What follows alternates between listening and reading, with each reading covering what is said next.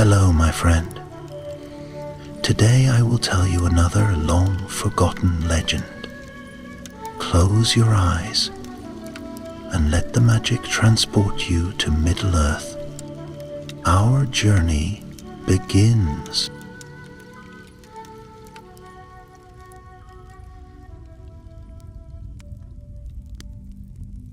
In the hush of a golden evening, under the high, star-scattered skies of Rivendell, the air was cool and sweet with the scent of ancient pines. By a great hearth, where flames danced in warm hues of amber and gold, a gathering of elves and a few wandering men sat in quiet anticipation. Their faces, fair and weathered, were turned toward a single figure, Elrond half-elven, master of Imladris, whose memory stretched far beyond the reckonings of mortal years. He sat tall and serene, his dark hair crowned with a circlet of silver, his eyes gleaming with the wisdom of many ages. When he spoke, his voice was as deep and clear as a mountain stream, and even the crackle of the fire seemed to quiet in deference. Long before the tales you know, Elrond began. Before even the great tales of Beleriand were fully woven into song, there was a time when the world was yet half lit, and many evils still roamed freely beneath the stars. It was an age of first awakenings, of the elves who opened their eyes beside the waters of Cuiviénen, and of men who in their innocence wandered the wide and perilous world. But not all who dwelt then rejoiced at the beauty of Arta, for deep in the shadowed places dark powers stirred, servants of Morgoth Bauglair, the black foe of the world. Among them rose one of dreadful might, Gorgul the Fell, a captain of terror who hungered to smother the light of the children of Ilúvatar before it could fully blossom. The listeners leaned closer, drawn in by the gravity of the tale. The fire cast long shadows, and in the hush it seemed as if the ancient darkness crept again at the edges of the world. Gaul, Elrond said, was born of fire and shadow, his form wrapped in smoke, his eyes burning with malice. He marshaled a great horde from the twisted pits of Autumno, gathering fell beasts, trolls, and creatures even fouler, long since forgotten by men. With his army he swept across the lands east of the Blue Mountains, where the first homes of elves and the wandering tribes of men lay hidden among the woods and hills. The children, though brave, were few and scattered. They had no strongholds, no towers of stone, nor great weapons of war. Only their courage and the memory of the stars guided them. Elrond paused, letting the weight of those ancient fears settle in the hearts of his listeners. The firelight gleamed off the polished stones of the hall, as though the walls themselves held breath in wonder. In the cold dawn before the battle, the elves and the first men gathered upon a hill, later called Aelinor, the Hill of Mourning. There, with sword and bow and spear, they made ready to stand against the tide of ruin. Yet, they knew in their hearts that they could not long endure the storm that was coming. He leaned forward, his voice lowering to a near whisper, and the listeners followed him into the depths of memory. It is said that on that morn, the wise among the elves, those who had heard rumors of the Valar and their power, lifted their voices in prayer. They sang songs of pleading, songs wrought in the ancient tongue of the Quendi, calling for aid beyond the circles of the world. For a moment, there was only silence, save for the murmuring wind beyond the windows, as if even the valley itself listened.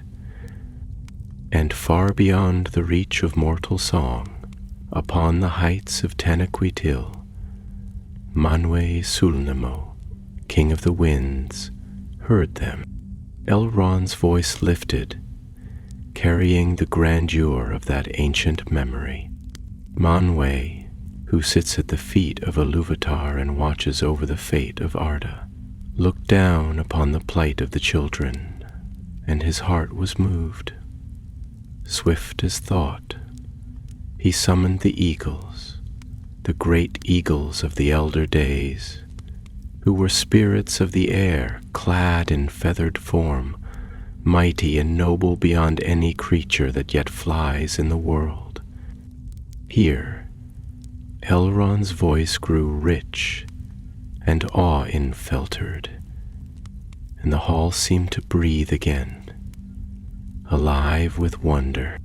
Borondor was their king, he whose wings spanned 30 fathoms, whose beak could sunder iron, and whose cry of wrath echoed like thunder across the heavens. With him came his kin, a host of mighty birds, and their eyes were keen as the stars themselves. They soared from the heights of the world, swift and terrible, winging their way across the darkening lands. Elrond's hand traced the air, as if following the flight of those ancient lords of the sky. Their coming was as a storm out of the west. From afar the hosts of Gorgol beheld the darkening of the heavens, and heard the beating of vast wings, and fear cold and sudden took them. Yet Gorgol, proud and mighty, laughed, for he had not yet seen the wrath of the eagles of Manwe. The fire roared suddenly, as if caught in the rising wind of memory, and the listeners shivered not from cold, but from the thrill of the tale. And so, Elrond said, his voice slow and deep, on the eve of the great battle, as all seemed lost, the hope of the children was not yet spent. For from the high airs, from the very thoughts of the elder king, came wings of salvation. He paused once more, his gaze distant, as if he still beheld those vast, glimmering forms descending from the stars. But the hour of battle was yet to come, he said softly, and the courage of elves and men would soon be tested as never before. Elrond fell silent, and the fire cracked, sending sparks spiraling upward like tiny stars, as the company sat wrapped in the spell of his words, hearts trembling on the cusp of ancient memory. When the night at last gave way to a cold and gray dawn, a shudder ran through the earth, and the host of Gorgol came into view, blackening the plain like a tide of filth. Their numbers were beyond counting, and the ground itself seemed to groan beneath the weight of their advance. Trolls, clad in crude iron, lumbered forward with roars that echoed against the hills. Wolves, lean and starved, slithered between the ranks, and creatures of worse nature, unnamed in the songs of later days, crawled forth from the shadows where no light had yet reached. At the forefront rode Gorgol, astride a monstrous steed, whose hooves left smoking craters in the grass, and he bore a mace wrought of blackened steel, crowned with cruel spikes.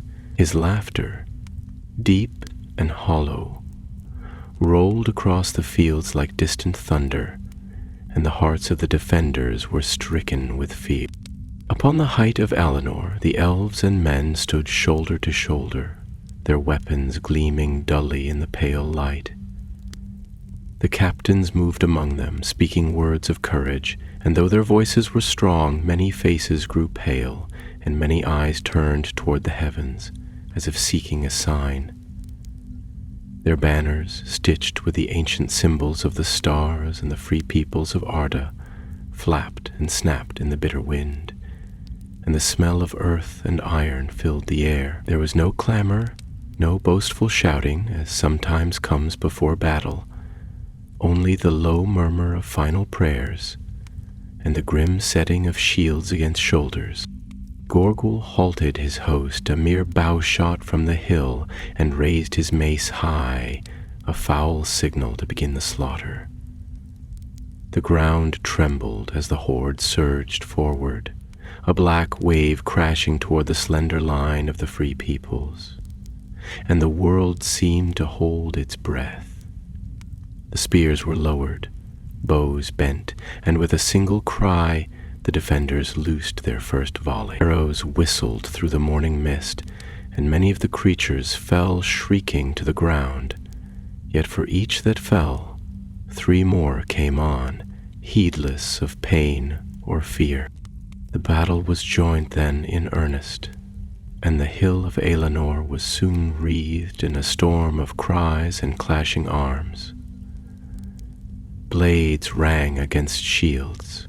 Screams of pain and the roars of beasts filled the air until it seemed the very sky would be torn apart by the fury below.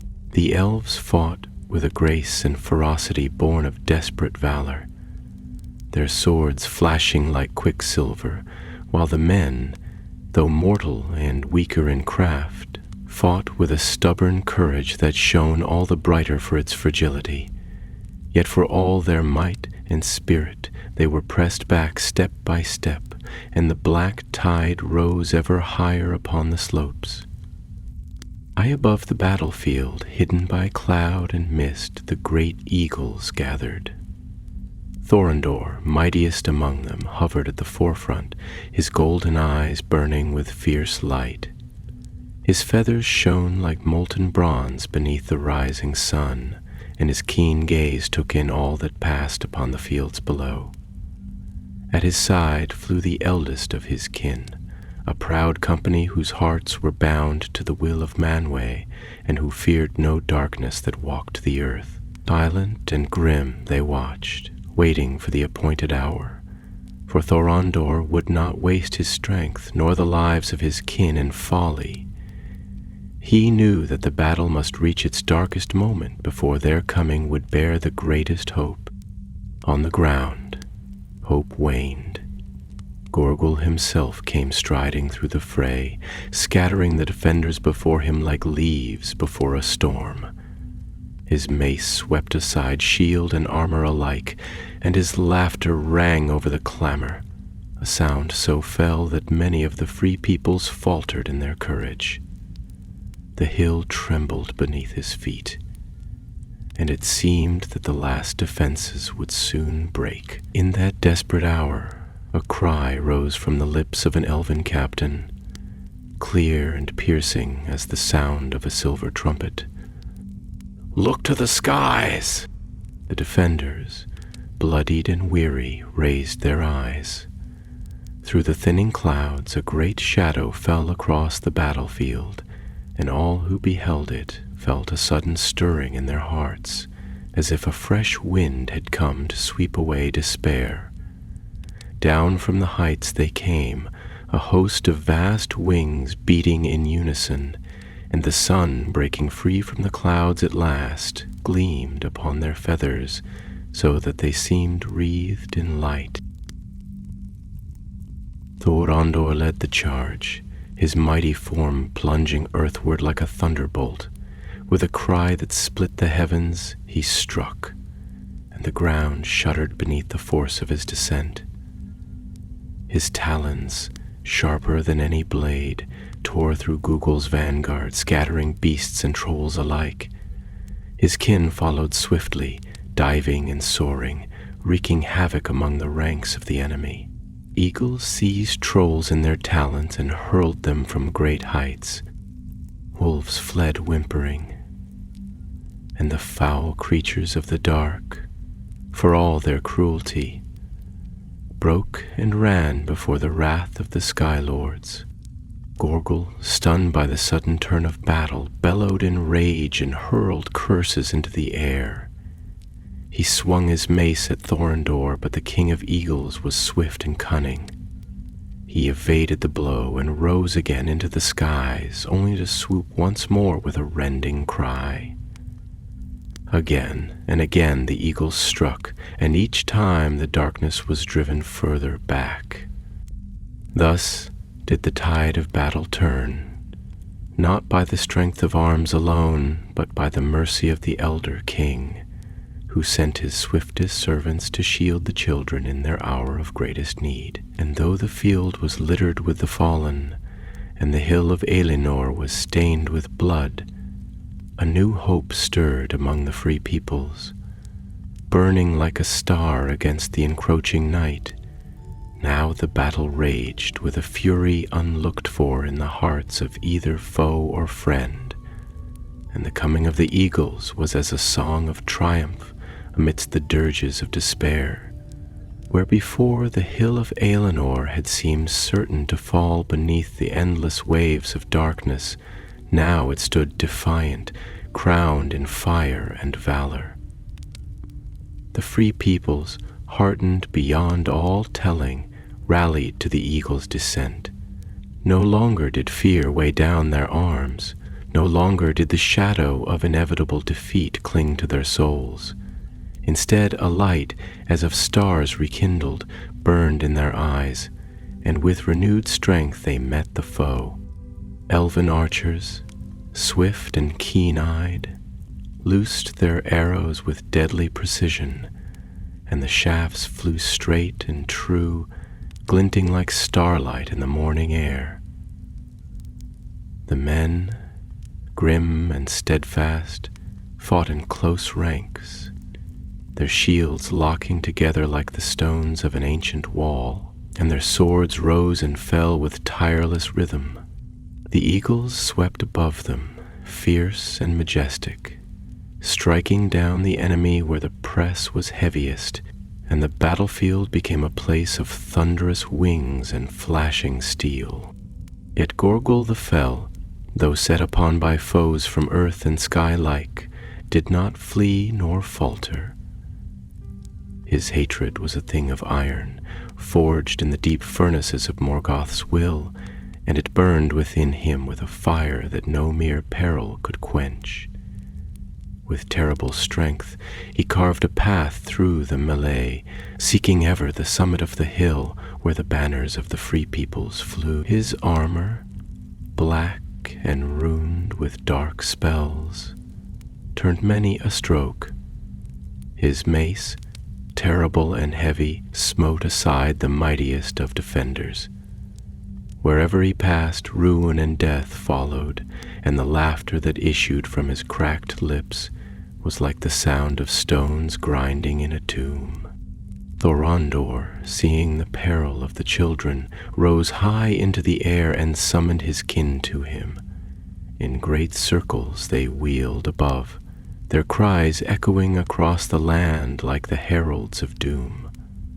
Then, with a suddenness that was like the breaking of a thundercloud, they stooped together upon Gorgul.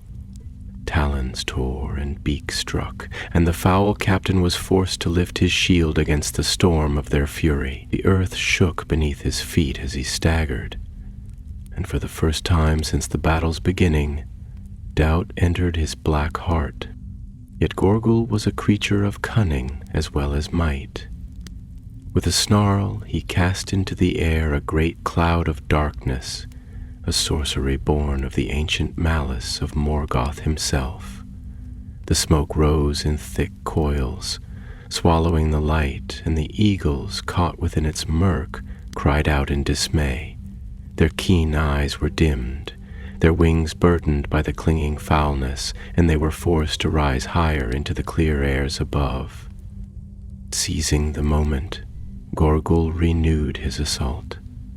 He called out to his scattered host, and at his voice the remnant of his army rallied. Trolls lumbered forward anew.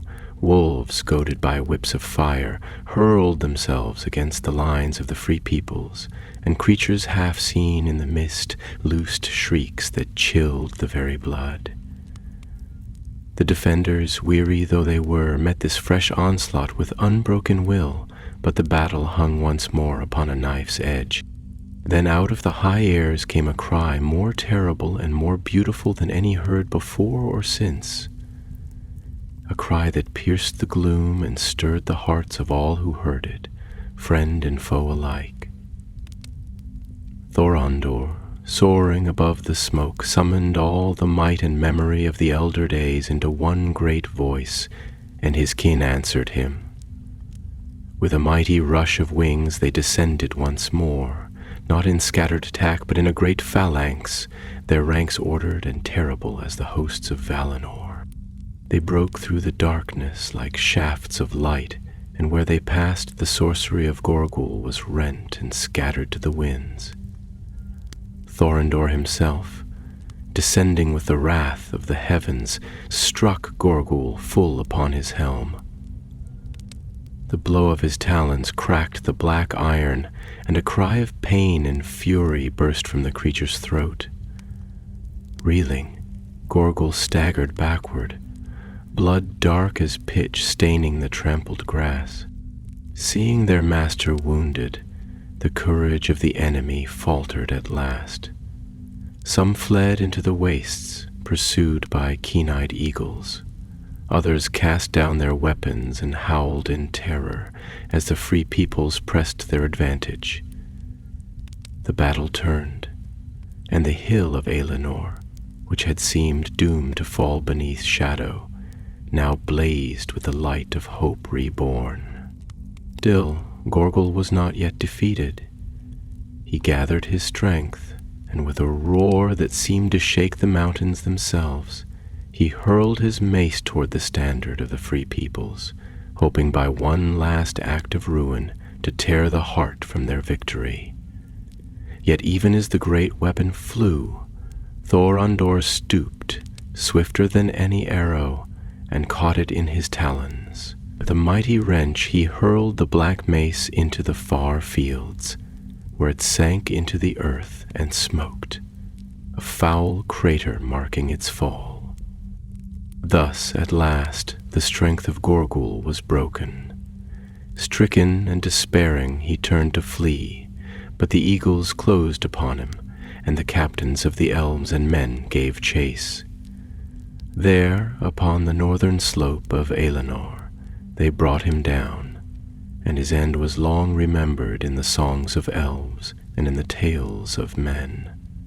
Thus fell Gorgul the Fell, captain of terror and shadow, and with his ruin the darkness that had threatened to overwhelm the children of Iluvatar was broken for a time. Long and bitter was the battle fought upon the slopes of Aelinor, and many of the free peoples lay slain among the hewn corpses of their foes.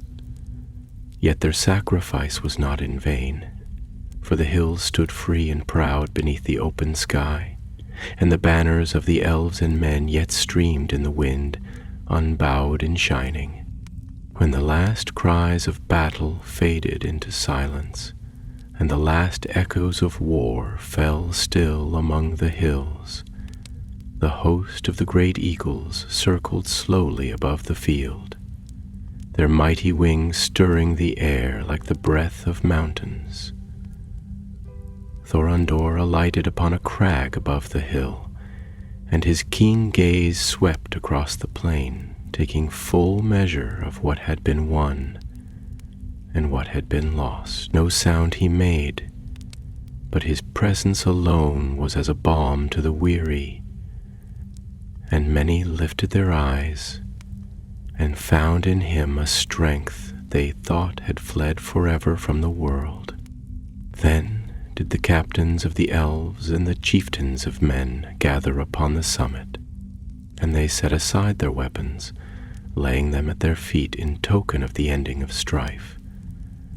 Together they gave thanks, lifting their voices in a song that rose pure and bright into the clearing skies. A song of grief for the fallen, sweet and sorrowful was that singing, and it is said that even the mountains far to the west heard and remembered it in the long ages that followed. Thorondor listened, and when the song was ended, he spoke in a voice deep and strong, like the rolling of great winds among the peaks. Who among the children could understand the full meaning of his words? For the tongue of the eagles was older than any spoken in Middle-earth. Yet in their hearts they knew the blessing he bestowed, a covenant of watchfulness and aid, that never again would the free people stand utterly alone against the encroaching night, so long as the eagles of the west took flight under the eye of Manwë. So it was that the eagles became from that day forth the secret guardians of Middle-earth, unseen by many and named in only the oldest songs, yet ever watchful, ever swift to come when hope seemed most lost. They were not bound by oath nor by law, for the eagles served not the dominion of kings nor the pride of realms, but only the will of the elder king and their own high-hearted pity for the children who walked the circles of the world. The field of battle lay strewn with ruin, and the air was heavy with the scent of blood and smoke, yet even amid the wreckage of war, the land began to heal. The sun rose high, casting long beams of gold across the torn earth, and where the blood of the fallen soaked the soil, green shoots would one day spring, nurtured by the memory of sacrifice. The elves, with their ancient wisdom, moved among the wounded, tending with gentle hands those who yet drew breath, while the men, steadfast and grave, set to the work of burial, raising cairns of stone above the honored dead. Of Gorgul's body nothing remained but a smoldering stain upon the earth, for when he fell his spirit, too foul to linger, was drawn down into the deeper darkness whence he had come. His mace, sunk deep into the ground, was covered over with heavy rocks, and a great warning was set about it, that none, neither wise nor foolhardy, should disturb the evil that still clung to it like smoke to a dying fire. In the days that followed, messengers were sent forth, swift riders who bore tidings of the great battle to the hidden realms of the elves and to the wandering tribes of men. They spoke of the terror that had come out of the shadow, and of the wondrous salvation that had descended from the heavens. And though their words could scarcely capture the awe of that hour, the memory of the eagle's coming spread like fire through the hearts of the free peoples, kindling hope where before had dwelt only fear. Many songs were made in honor of the eagles, songs sung by hearth and hall, and though the memory of that age grew dim with the passing of the years, yet still in the dark hours of the world would some among the wise lift their eyes to the high mountains and wonder if, even yet, the wings of the great eagles beat upon the hidden airs. Yet Elrond, sitting long after beside the flickering hearth of Rivendell, would say that such victories are never without their sorrow, for many bright spirits were lost upon the hill of Aelinor, and the cost of freedom is a burden that does not lessen with the telling of ages. Still, he would add, the coming of the eagles was a sign and a promise, that though darkness may gather and the night fall heavy upon the world, yet beyond sight and beyond despair, there is a strength that watches and will not wholly forsake the children of Iluvatar. Thus ended the first telling of the great battle of Aelinor and the coming of the eagles, a tale that in later days was woven into the greater song of the struggles of elves and men against the shadow. And though it was but a small flame amid the greater wars that would yet come, it burned with a light pure and steadfast, a memory to hearten the weary and a hope to light the long road ahead. Long were the days that followed the great battle upon the hill of Aelinor. For though the threat of Gorgul had been laid low and the black hordes scattered to the winds, still the scars of war lingered upon the land, and the hearts of the free peoples were heavy with grief for those they had lost. Under the pale light of the stars, the elves sang laments for the fallen, songs woven with sorrow and remembrance. And the hills took up their music and gave it back in echoes, soft and mournful, as though the very stones of the earth shared in their mourning. Men, too, in their own fashion, honored the dead, raising mounds over the graves of their chieftains and carving runes upon the standing stones that would speak of their deeds long after the grass had grown thick upon the field of battle. But even amid their sorrow, the elves and men who had survived came together in council upon the summit of Aelinor, beneath the open heavens. There, in the shadow of the cairns, they spoke gravely of what was to come. For it was plain to all that though Gorgol was no more, the world was not yet safe, and many evils still lurked beyond the borders of their lands. Long they debated, speaking in low tones, their voices carried away by the chill winds that swept down from the northern wastes. Some among the men, young and eager, wished to set out at once to seek new homes in the westward lands, hoping to find peace beyond the shadow of war. Others, more wary, counseled caution, for they feared that the dark things driven away by the eagles might yet gather anew in hidden places. Among the elves there was division also.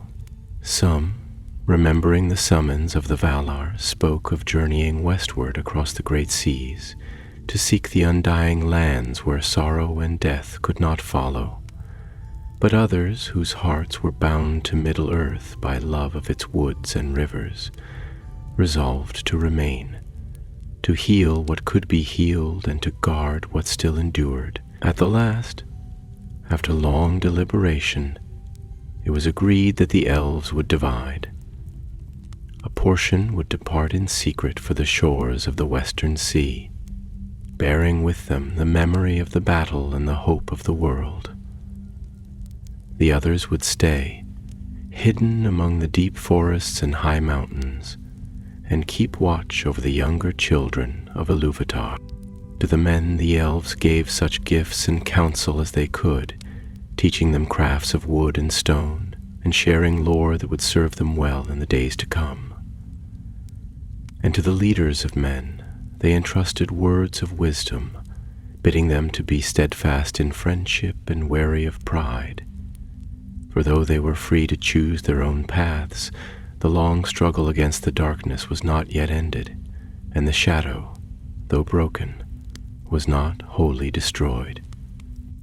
It was then that Thorondor, king of eagles, who had watched in silence from his high perch above the council, rose into the air and spoke once more.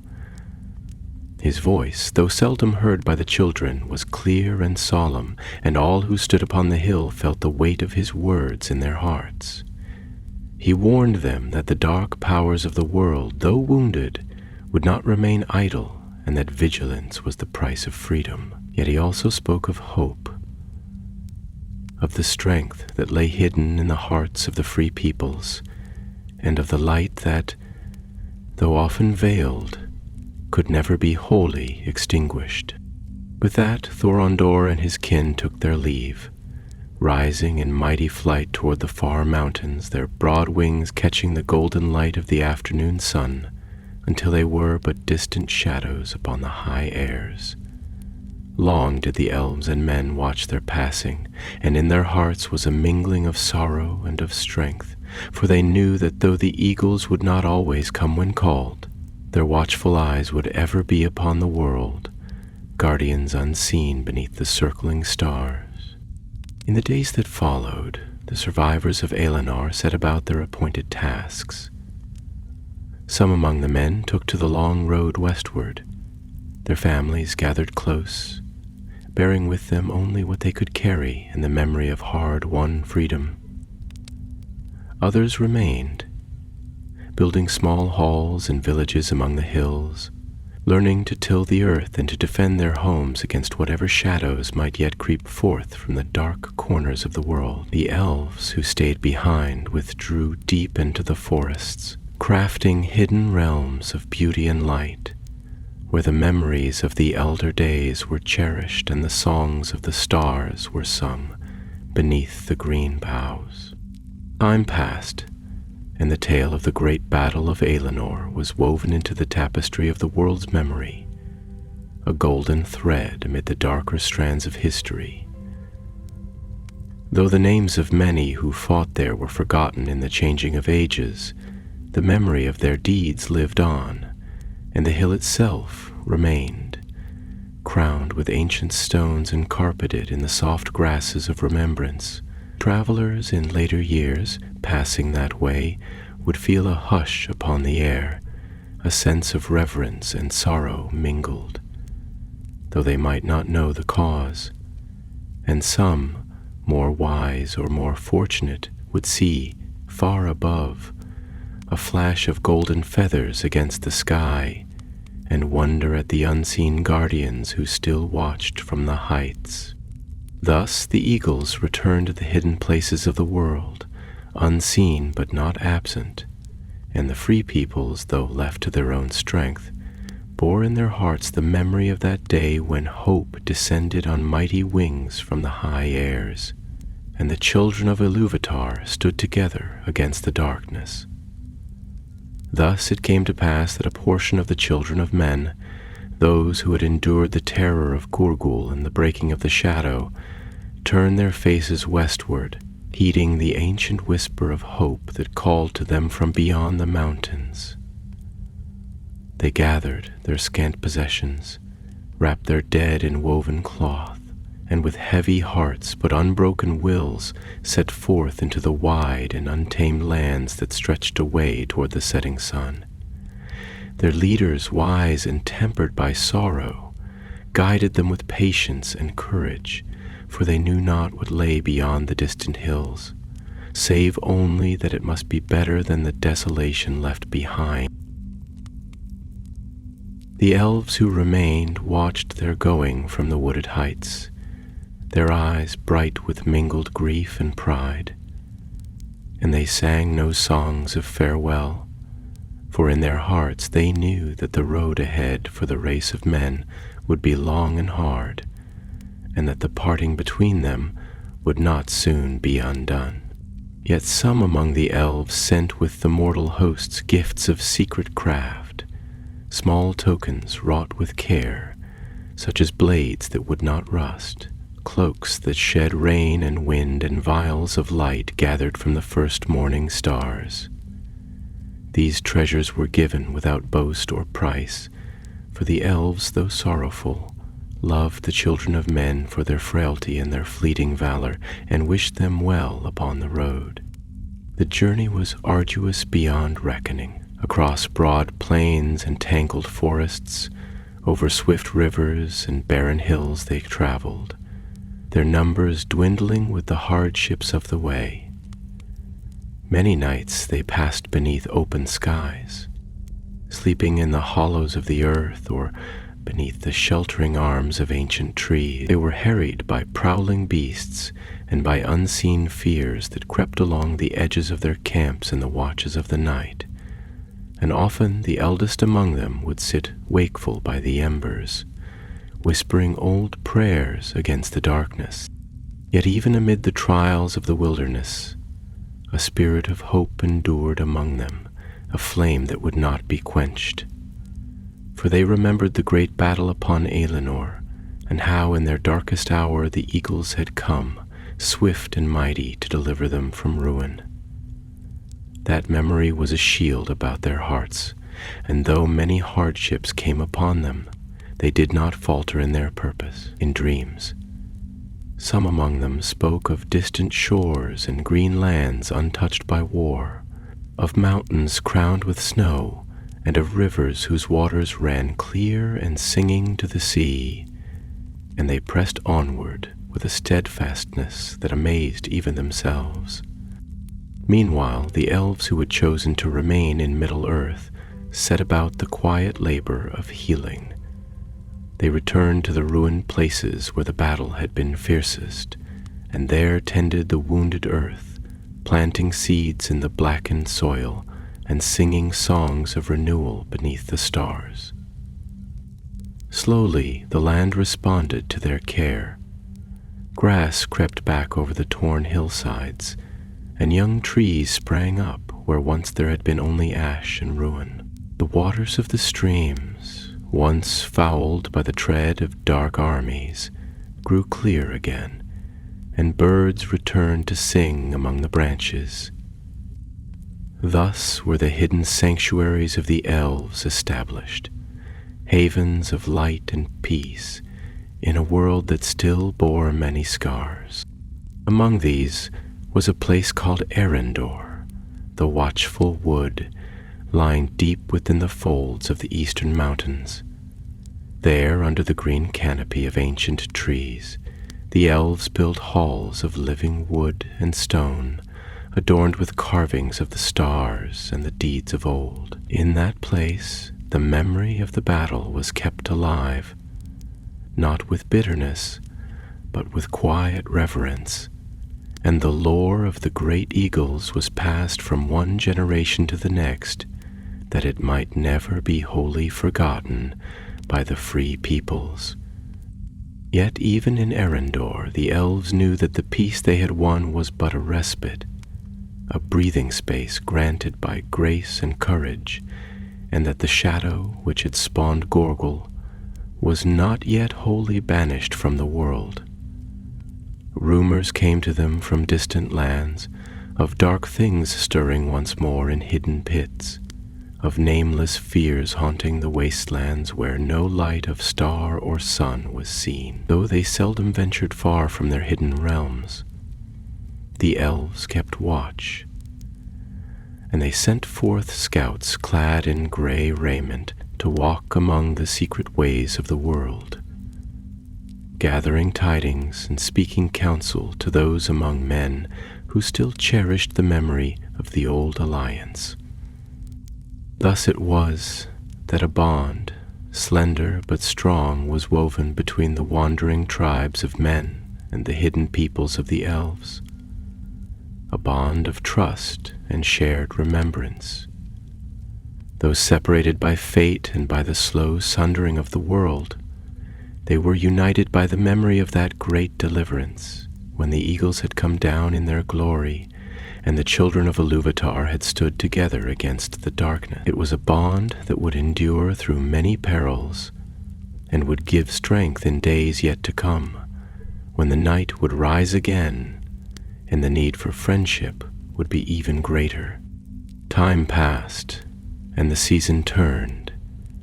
The snows of winter came early upon the hills, and the rivers ran swift and cold from the mountain heights. Yet even as the world hardened beneath the hand of winter, within the hearts of the free peoples there grew a quiet resolve, a steadfast endurance like the roots of old trees that cling to the rocky cliffs through storm and frost, for they knew that though sorrow might return, and darkness fall anew upon the land, yet so long as memory endured, and so long as courage held fast in the hearts of the children, there was still hope, and the song of freedom would not be silenced. Spring came at last to the lands east of the Blue Mountains, and with it a gentle rain that washed away the last stains of blood and sorrow from the fields of Aelinor. The hill, once crowned by banners and stained with battle, grew green once more, and the white flowers of the open country spread across its slopes like a shroud woven of stars. The cairns of the fallen stood still and solemn amidst the blossoming grass, and the wind that stirred their stones carried with it no longer the cries of war, but the soft murmur of renewal. Travelers who came that way in later times spoke of a hush upon the air, a quiet reverence that settled like dew upon the heart, and though few knew the tale of the great battle, All felt in their bones that some mighty and sorrowful thing had there come to pass. Far to the west, the tribes of men who had set out from Elenor found at length a land of rolling hills and clear rivers, a land where the soil was rich and the forests thick with game, and there they made their homes. They built no great cities, for the memory of ruin was still fresh in their minds, and they trusted more to the strength of the earth and the closeness of kin than to the works of stone and iron. Yet their halls were fair and their fields fruitful, and they flourished in peace for a time, growing in wisdom and in number. Songs were sung in those days of the eagles who had saved their forefathers, and though the eagles themselves were seldom seen, many were the tales told by the hearth of great wings glimpsed against the sun, and of unseen watchers that guarded the lonely hill. Among the elves, too, the passing of the seasons brought a measure of healing. In the hidden realm of Arendor, the woods grew thick and strong, and the laughter of the elves echoed beneath the green boughs. They made gardens of light and memory, where the waters sang and the trees bore fruits sweet beyond the knowledge of mortal men. Yet they did not forget the world beyond their borders, nor the duty laid upon them by the memory of the eagle's coming. In secret they sent forth embassies to the scattered realms of men, bringing counsel and aid where it was needed, and weaving the ancient friendship ever tighter between their peoples. But even in those days of renewal, not all was well in the wide world. Far to the north, in the broken lands beyond the mountains, dark things stirred once more. From the deep pits of the earth came whispers of ancient malice, and beasts born of the elder shadows prowled the wastes. Few dared venture into those desolate places, for the earth itself was poisoned there, and the very stones seemed to breathe a cold and hollow breath. Rumors came to the elves and to the wise among men of strange disappearances, of travelers who vanished without a trace, and of black shapes moving among the ruins of forgotten strongholds. Though no great lord of darkness had yet arisen to take the place of Gorgol, it was plain to those who heeded the signs that the shadow had not been utterly defeated, but only driven back for a time.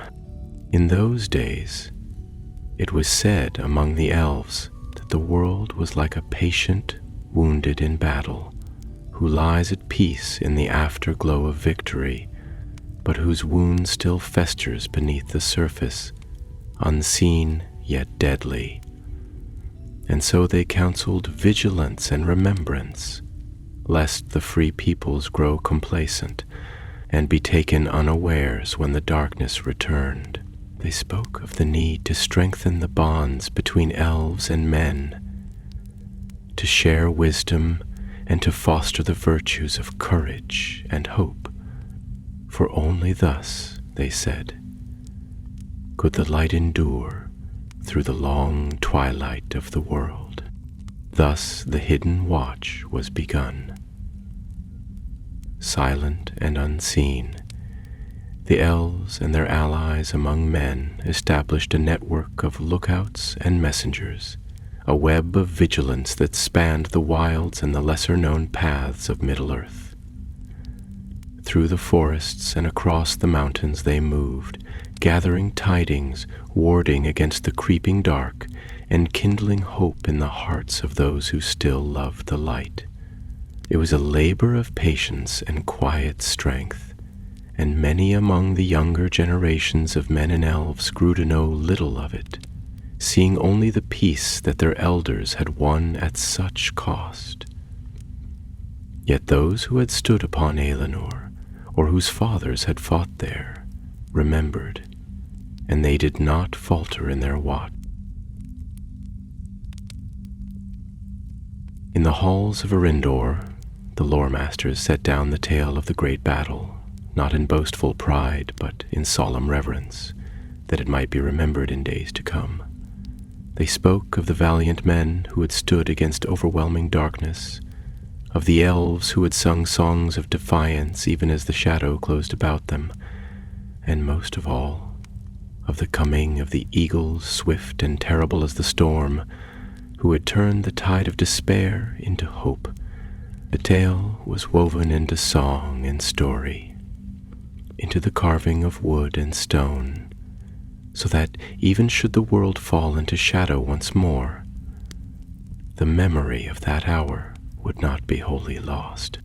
Thus did the free peoples of that age live for a time in vigilance and peace, their hearts turned ever to the west, where the stars shone brightest, and their hopes set not upon the works of their own hands alone, but upon the enduring friendship between the children of Iluvatar and the high spirits of the air. And though sorrow and strife would come again, as surely as the tide follows the moon, yet the memory of the eagle's wings would remain, to hearten the weary, and to remind all who remembered that in the hour of greatest need, aid unlooked for can come, swift as the wind and bright as the stars. In the years that followed the great battle of Alinor, the seeds of remembrance sown by the elves and by the wise among men began to take root, and the lore of the eagles and their mighty deeds spread across the lands.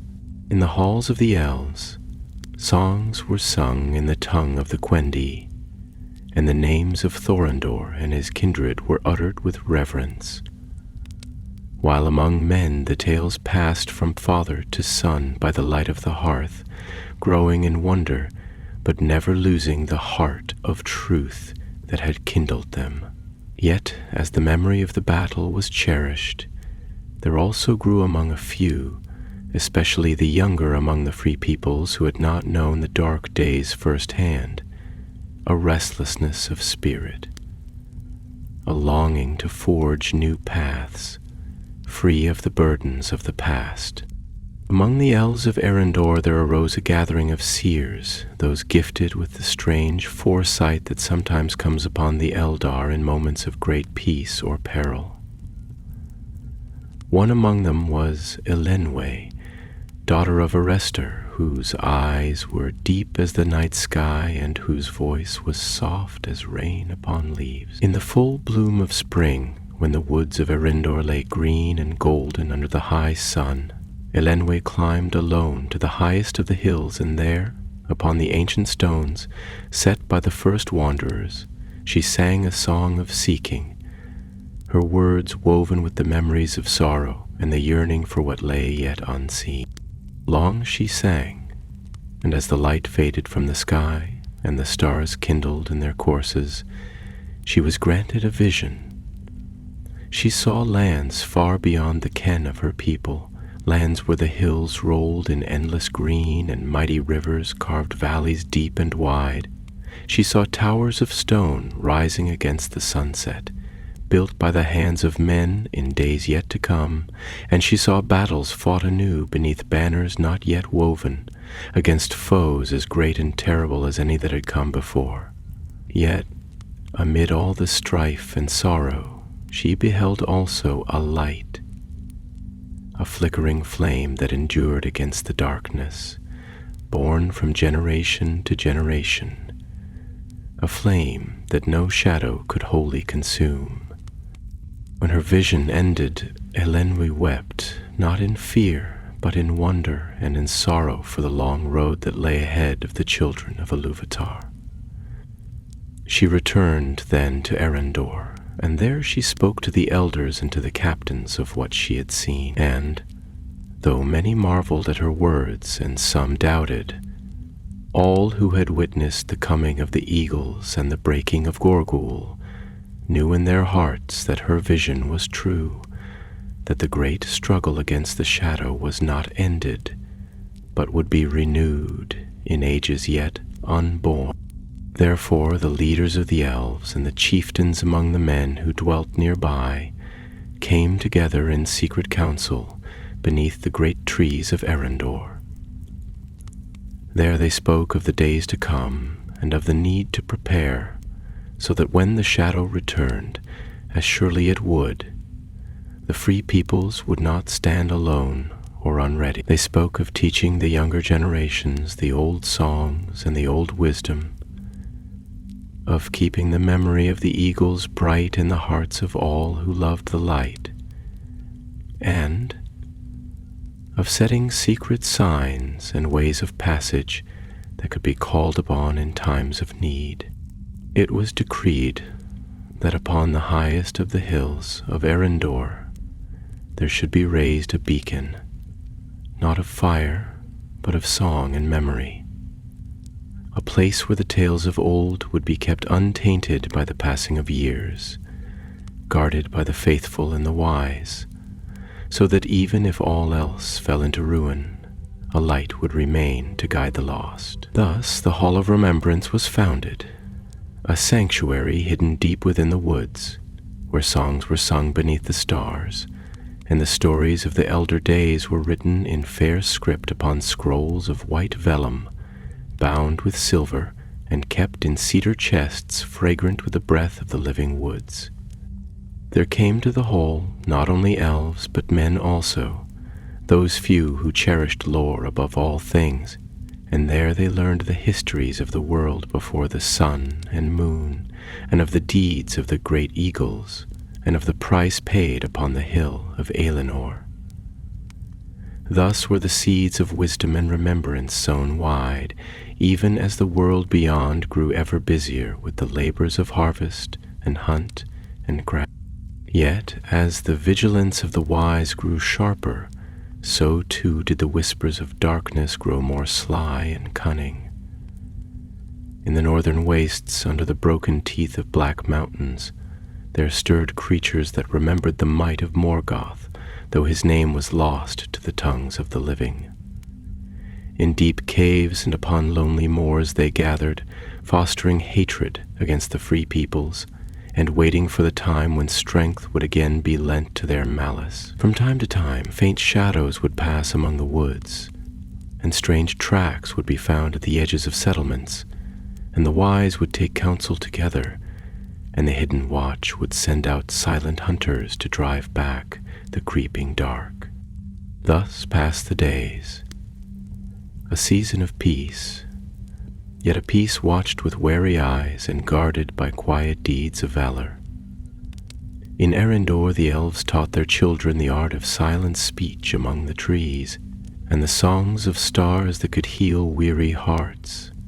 Among men the old alliances were kept alive in whispered words, and in the telling of tales by firelight, where the youngest would sit wide-eyed as the elders spoke of the coming of the eagles, and the day when despair was turned to hope, and in the highest airs above, though unseen by the eyes of mortals, the great eagles still passed, swift and strong, their broad wings casting shadows upon the lonely mountains and wide rivers, their cries ringing through the hidden valleys like echoes of forgotten glory. For though the years rolled onward and the shape of the world changed, yet the eagles did not forsake the children of Iluvatar, nor forget the covenant of aid given upon Aelinor's green hill. Nor the days lengthened into years, and the years into generations, and the memory of the great battle of Aelinor passed into legend among the children of men, while among the elves it was preserved in song and written in the scrolls of the Hall of Remembrance. Yet as the green lands of the west prospered and the fields grew heavy with harvest, and the woods sang with the voices of birds and the rivers ran bright to the sea, there came again a stirring of unease, faint at first as a breath upon the back of the neck, yet growing steadily in the hearts of the wise, as the first shadow of a gathering storm. It was in the Third Age, after the fall of Gorgul, that strange tidings began to reach the elves of Erendor and the scattered lords of men, who still hearkened to their counsel. Beasts, twisted and fell, were seen prowling at the edges of the settled lands, beasts that bore no name and whose eyes glowed with an ancient malice. Shepherds whispered of lights moving where none should be, and of voices heard in the night, speaking in tongues long forgotten. From the north came rumors of ruined places stirring to life again, and of a blackness that crept slowly southward, unseen but not unfelt, like a sickness in the roots of the earth. Thus, the leaders of the Hidden Watch were summoned in secret, and they met by starlight beneath the boughs of Arendor, where the leaves murmured overhead and the ancient stones glimmered pale and cold. There spoke Alcaran, warden of the woods, whose eyes were keen and whose hands bore the scars of many silent battles. And with him came Eldemir, a lord among men, strong of voice and steadfast of heart, whose forefathers had fought upon Aelinor. Long they debated, and the words they spoke were heavy with foreboding, for they knew that though no single dark lord yet arose to gather all the scattered evils under one hand, still the seeds of darkness had not perished utterly, and now, like a smoldering fire beneath ash, they sought once more to catch the winds of the world. It was decided that messengers must be sent forth, swift and silent, to seek out the roots of this new shadow.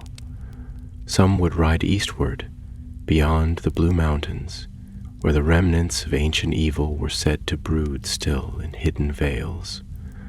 Others would journey north into the cold and broken lands, where once the servants of Morgoth had fled after his defeat, nursing their hatred in secret. And a few, chosen for their skill in stealth and in the lore of the wild, would be sent even into the deep places beneath the mountains, where forgotten things stirred and the bones of elder days lay restless. Among those who set forth was Erandir of the House of Men, young yet bold beyond his years, and swift as a deer upon the hills. With him went Lerwin, an elf maid of Arendor, slender and bright as a moonbeam, whose voice could still the anger of beasts and whose arrows never missed their mark. Together they traveled, far from the safety of the woods, across lonely moors and tangled forests, into lands where no friendly hearth or hall lay waiting, and where the night itself seemed to crouch and watch with unseen eyes. It is told that upon the 9th night of their journey, beneath a sky heavy with unkindled stars, they came upon a ruined tower, black and broken against the western sky. There they found signs of evil, though no living foe did they meet. Stones scorched by sorcery, bones twisted and blackened, and symbols carved into the earth that spoke of ancient oaths and of powers that had not wholly passed away. Long did they linger there, gathering what knowledge they could, and though fear pressed upon their hearts, they dared not turn aside. For they had sworn by the memory of Aelinor that they would not falter while strength remained in them. Thus they returned at last to Arendor, weary and grim, bearing dark tidings. The leaders of the Hidden Watch gathered once more, and they heard all that had been discovered, that in hidden places the old evils stirred again, seeking to knit their strength together, slowly, patiently, like dark vines climbing unseen up the trunk of a mighty tree. Though no great host marched yet across the fields, the danger was no less dire for its stealth, and the wise knew that if left unchecked, the shadow would grow until all the labors of peace would be undone. Therefore it was decreed that new measures must be taken. Towers of watch were raised upon the high hills, built not with the pride of kings, but with the quiet craftsmanship of those who loved the earth and wished to defend it. Paths were laid, winding through forest and hollow, by which messengers could travel unseen. Secret beacons were prepared, to be lit only in the direst need, and among the people both elf and man, the old songs were sung once more, not in idle memory, but as weapons of spirit, to strengthen hearts against the creeping despair. And still, high above the world the eagles flew. They circled over the mountains and the deep valleys, their eyes ever watchful, their wings strong and tireless. Thorondor had long since passed from the circles of the world, called home by Manwë to the high halls of Tanaquet Hill, but his descendants remained, great and noble, and they kept the covenant of old. At times, when the night was clear and the winds favorable, a watchman upon a lonely tower would glimpse a dark shape sweeping across the stars, and would know that though the world grew darker and more perilous with each passing year, they were not wholly forsaken. Thus was the vigilance of the free peoples renewed, not with fanfare, nor with the sounding of trumpets, but with steadfast hearts and patient labor, and a hope kindled anew, like a small fire sheltered against the storm. In the years that followed, the watchfulness of the free peoples did not slacken, nor did their labor lessen, though the shadow still moved with stealth and patience, seeking out cracks and hidden ways, rather than rising in open war. Yet in time, as the wheel of the world turned and new generations rose who knew not the full horror of the elder days, a weariness began to settle over some hearts, and a longing for simpler labors took root, for it is the way of the children of Ilúvatar to tire even of vigilance, when the threat seems distant and the fields are green. Among the younger men, and even among some of the elves who had not seen the battle of Elenor with their own eyes, there grew a doubt, a questioning whether the old tales were more than the fancies of ancient minds, and whether the darkness spoken of in hushed councils truly lingered beyond the borders of their fair lands. Yet the wise among them, those who remembered the black tide that had once rolled from the north, and the shriek of the fell creatures that had darkened the skies, did not forget. They held to their watch, and they spoke quietly but firmly to all who would listen, warning that evil never sleeps forever, and that its seeming absence is often but the prelude to greater woe. In the hall of remembrance the songs were still sung, and the names of the fallen still spoken with reverence, and the great cairns upon Elenor were still tended, their stones set firm against the wind and the weather, standing like silent sentinels against forgetfulness. It was in the spring of the 400th year since the fall of Gorgel that a new sign appeared, more troubling than any that had come before. A darkness was seen moving upon the waters of a great lake far to the north, a darkness that blotted out the stars and silenced the birds. The fishermen who dwelt along those shores fled in terror, speaking of a vast shadow that stirred beneath the surface, and of whispers that drifted across the still waters like the breath of a sleeping monster. The messengers of the hidden watch brought these tidings swiftly to Erendur, and there the council was gathered once more beneath the ancient trees. Alcruan, now grown gray with years but unbent in spirit, spoke first, urging that scouts be sent to uncover the nature of this new threat before it could gather strength unseen.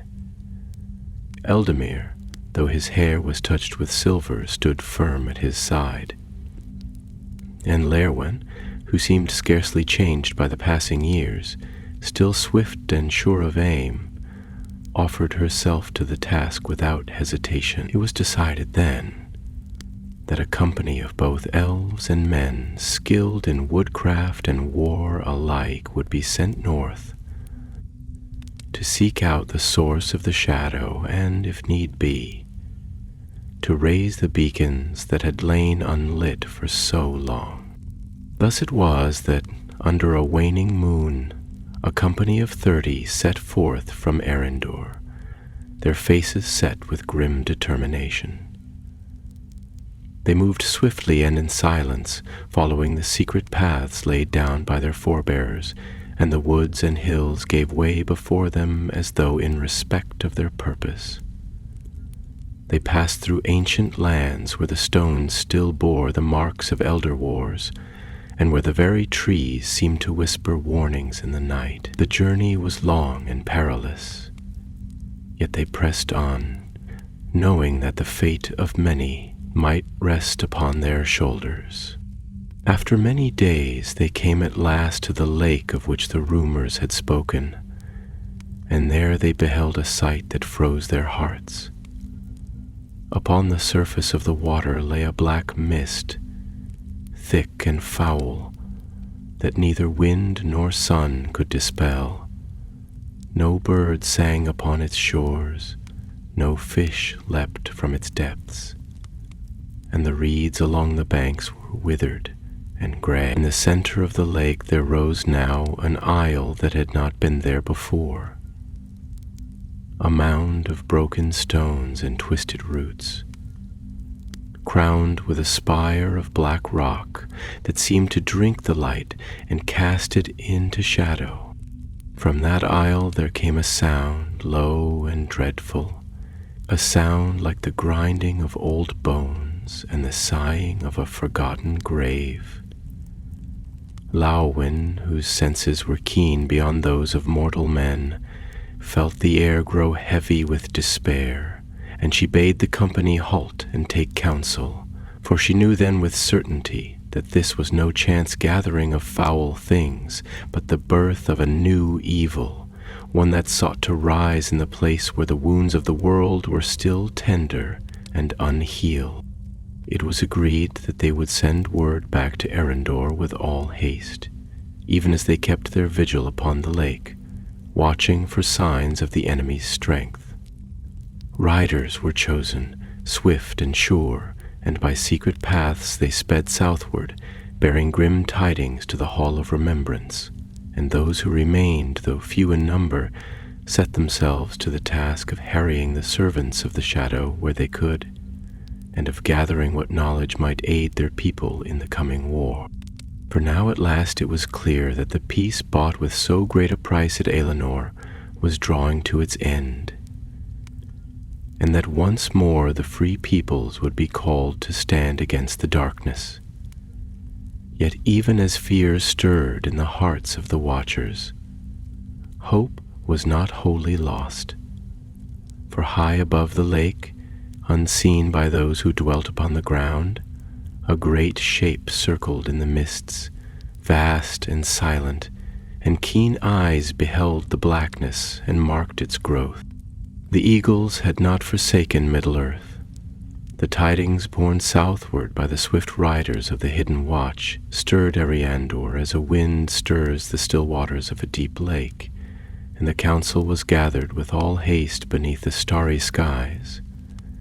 Alcaron stood once more among the ancient stones, his countenance grave, and about him were gathered the captains of the elves and the chieftains of men who still kept faith with the old alliance. Long they spoke, weighing the perils of war against the need for swift action, and though many hearts quailed at the thought of venturing once more into darkness, none among them counseled delay, for they knew in their inmost hearts that evil left to grow unchecked would soon spread its black roots far and wide.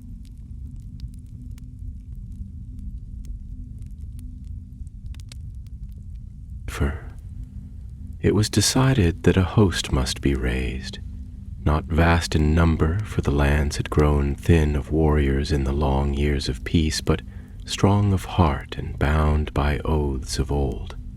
Messengers were sent to the scattered settlements of men and to the hidden halls of the elves, calling all who would take up arms in defense of the free peoples. For days and nights the summons went out, and though many came slowly, burdened by doubt and fear, still they came.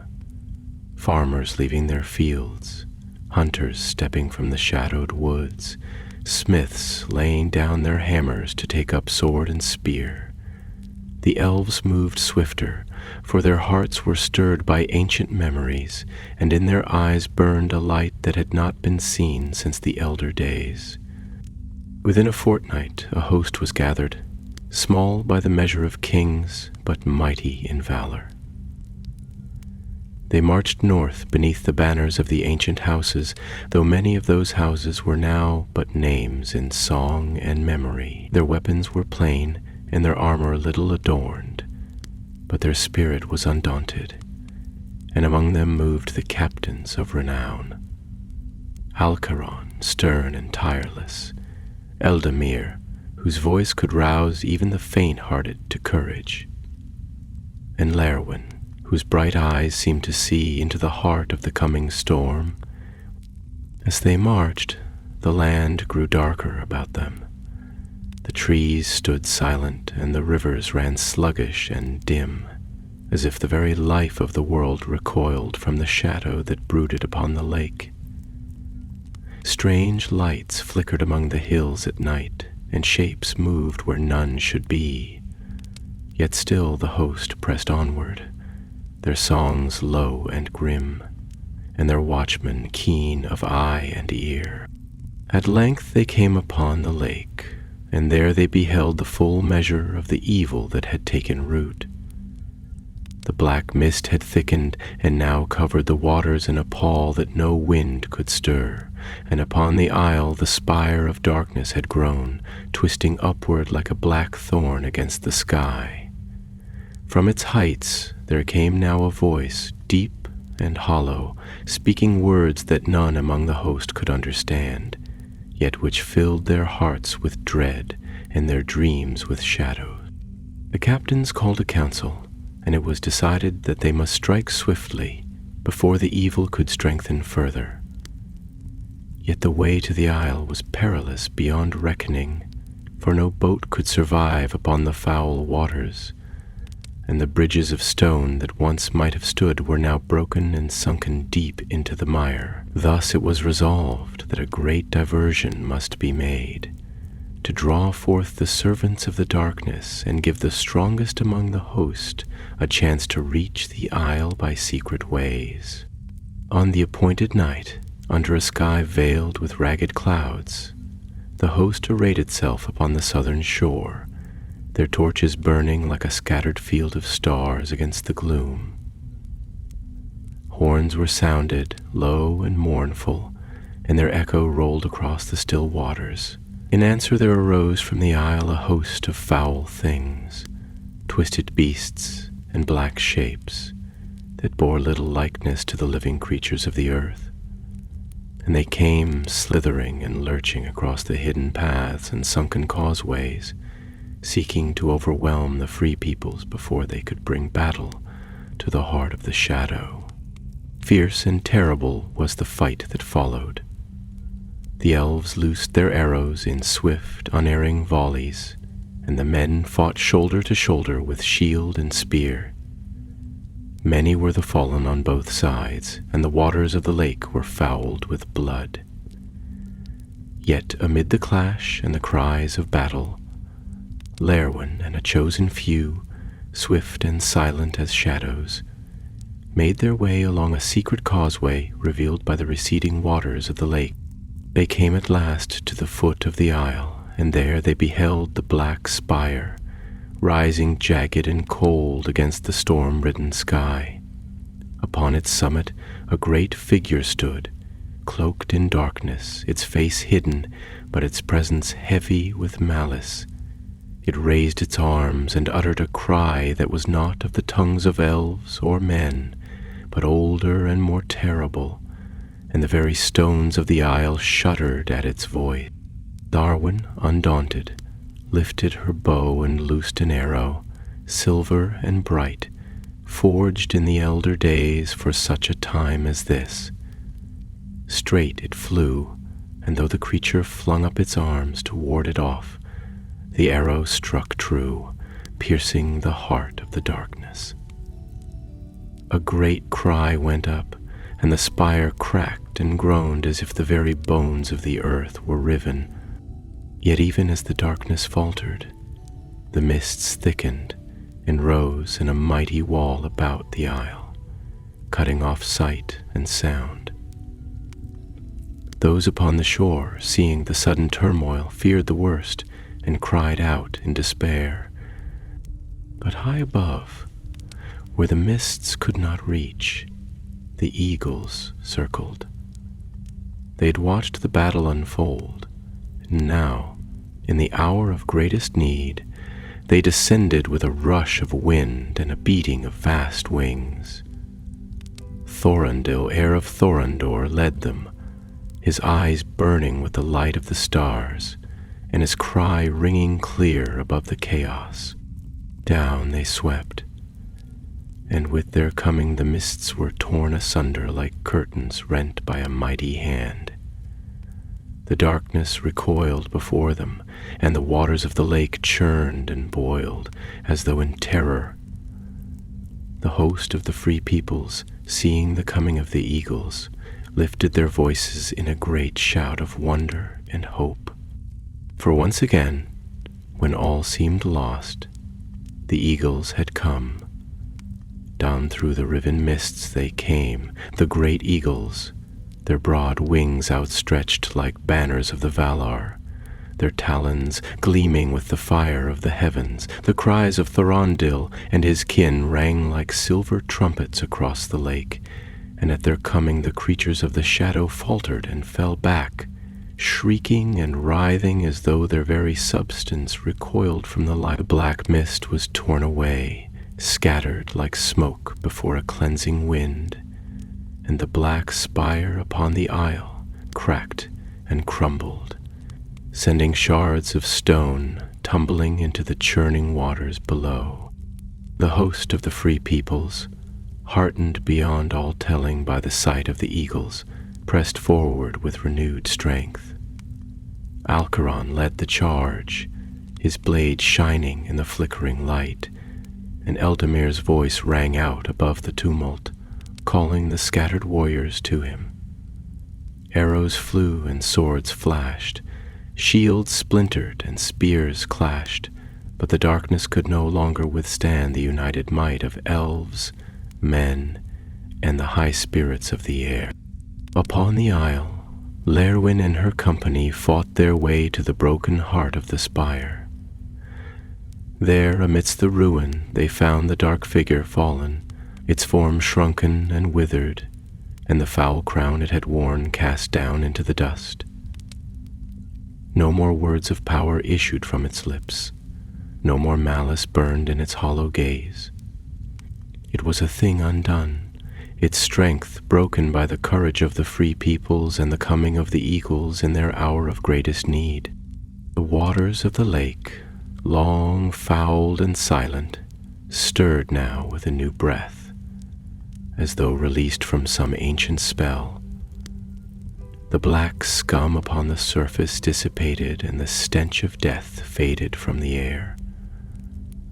A breeze rose, carrying with it the scents of clean earth and growing things, and the first stars kindled in the heavens above the cleared sky, bright and cold and beautiful beyond words. When the battle was ended and the last of the enemy had fled or fallen, the host gathered once more upon the southern shore. There, amid the smoking ruins of the darkness, they gave thanks to the eagles, who circled once above them before turning their course back to the hidden heights whence they had come. Thorondil, before he departed, descended to the place where Alcaron stood, and spoke to him in the speech of the ancient days. Though few among the children could understand it fully, yet the meaning was plain, a warning and a blessing. For though the darkness had been defeated once again, it was not destroyed utterly. Vigilance must be their watchword, and unity their shield against the sorrows yet to come. Then Thorondil lifted his wings and soared away into the starlit sky, his kin following after him, and their flight was as a glory passing over the world, leaving wonder and hope in its wake. In the days that followed, the free peoples set about the work of cleansing the land. The isle in the lake was sundered by fire and by the labor of many hands, until no trace of the black spire remained. Upon the northern shore they raised a stone of remembrance, plain and strong, upon which were carved the names of those who had fallen in the battle, both elves and men. And above the names was set the image of an eagle in flight, wrought by the hands of the elves in bright silver, so that it caught the light of the sun by day and the stars by night. The songs of that battle were many, and they were sung far and wide, songs of Lerwen the swift, of Alcaran the enduring, of Eldamir the unshaken, and above all of Thorondil and the eagles who had answered the call of the free peoples once more. They sang of the lake redeemed, of the spire cast down, and of the hope that even in the darkest hour salvation may come upon swift wings from the high airs. Yet Elrond, who would one day recount this tale to those gathered in Rivendell, spoke always with solemnity when he spoke of the eagles. For he knew, as the wise knew, that the help of the eagles was a gift, freely given but never to be presumed upon.